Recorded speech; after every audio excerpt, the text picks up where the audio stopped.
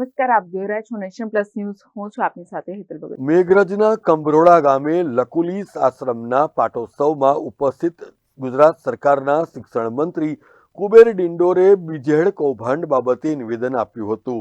મેઘરજના કંભરોડા ગામે લકુલીસ આશ્રમના પાટોત્સવમાં શિક્ષણ મંત્રી કુબેર ડિંડોર પણ ઉપસ્થિત રહ્યા હતા, જેમાં તેમણે જણાવ્યું હતું કે બીજેડના ફ્રોડ અંગે શિક્ષણ વિભાગનો હકીકતલક્ષી રિપોર્ટ આવવાનો બાકી છે અને શિક્ષણ વિભાગ તેમજ પોલીસને રિપોર્ટની કામગીરી પણ ચાલુ છે.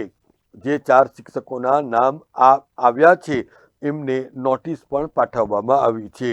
જે કોઈ શિક્ષકોની સંડોવણી હશે એમની સામે કાયદાની મર્યાદામાં કાર્યવાહી કરાશે એવો પણ ભરોસો આપ્યો હતો.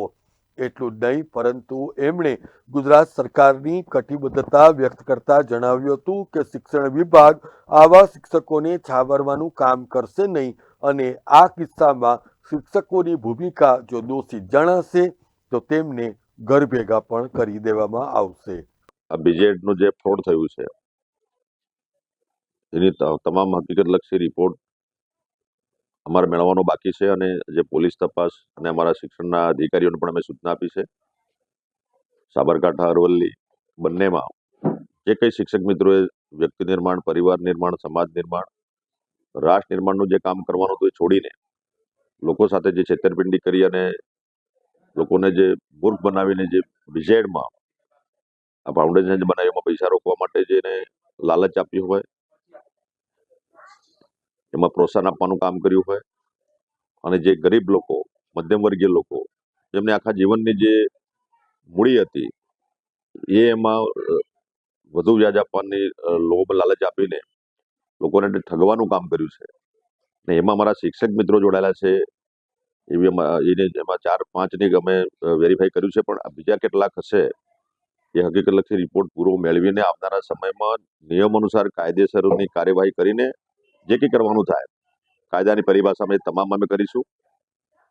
મારા ગુજરાતમાં જે એનઈપીનું ઇમ્પ્લિમેન્ટ થઈ રહ્યું છે, શિક્ષક મિત્રો સારી કામગીરી કરી રહ્યા છે. મહેકમ અમારું જે છે આટલું મોટું મહેકમ છે એમાં 99% શિક્ષકો સારી કામગીરી કરી રહ્યા છે. એમને હું ધન્યવાદ આપું છું, અભિનંદન પાઠવું છું. પણ કેટલાક આ 1% શિક્ષકો જે આવી પ્રવૃત્તિમાં જોડાય છે સારી બાબત નથી, પોતાની નૈતિકતા ચૂકે છે, પોતાનો ધર્મ અને કર્મ ચૂકે છે. એવા શિક્ષકોને શિક્ષણ અમારા સમાજને, શિક્ષણ સમાજને જે કલંકિત કરવાનું કામગીરી કરી રહ્યા છે એમને નિયમ અનુસાર કાયદાની પરિભાષામાં જે કંઈ કરવાનું થાય કરીશું. અમારા માનનીય મુખ્યમંત્રી સાહેબનો પણ સ્પષ્ટ સંદેશ છે. શિક્ષણ વિભાગ આવા કર્મચારીઓને કે આવા શિક્ષક મિત્રોને છાવરવા માંગતું નથી. આવનારા સમયમાં કાયદેસરની કાર્યવાહી કરીને એમને જે કંઈ નિયમો અનુસાર ઘર ભેગા કરવાના ઘર ભેગા કરીશું. પણ એની તપાસ અમારી અત્યારે ચાલુ છે. હાલમાં જે કંઈ 3-4 શિક્ષકોના નામો આવ્યા એમને નોટિસ આપીને ખુલાસા માંગ્યા છે અને પોલીસ તપાસ અને સાથે સાથે શિક્ષણ વિભાગ બંને આની પાછળ લાગેલા છે. અને ભવિષ્યમાં પણ મારી વિનંતી છે કે આવું ના થાય અને જનતાને પણ મારી નમ્ર અરજ છે કે આપણું સરકારી આટલી બધી યોજનાઓ છે, સરકાર આ યોજનાઓ આપી રહી છે, એનો લાભ લો. પણ આવા કેટલાક લેભાગુ તત્વો જે ખોટી લાલચ આપીને લોકોને ભ્રમિત કરીને જે પોતાની જીવનભરની મૂડી હડપવાનું જે કામગીરી કરી રહ્યા છે સમાજ સેવાના નામે, એવા લોકોથી પણ સમાજે પણ ચેતવા જેવું છે અને યુવાનોએ પણ જાગૃત થવાની જરૂર છે.